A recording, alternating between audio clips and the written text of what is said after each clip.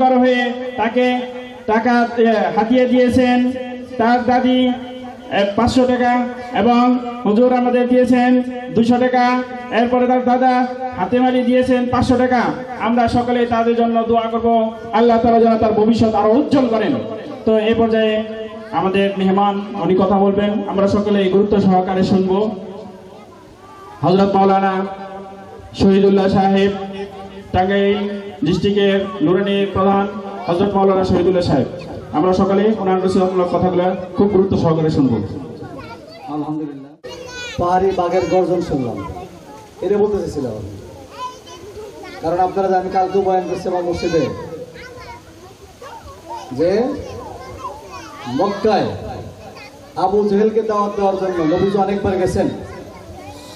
এই শয়তানকে দাওয়াত দেওয়ার জন্য নবীজি অনেকবার গেছেন। এই শয়তান নবীজির উপরে অনেকবার আক্রমণ করেছেন। এক পিচ্চি সাহাবী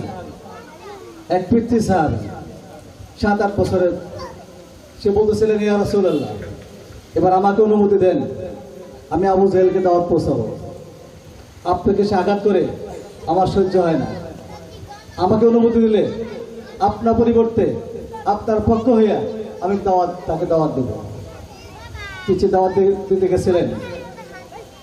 আবু জেহেল তার দাওয়াত শুনে হাসবেন না কানবেন, রাগ করবেন।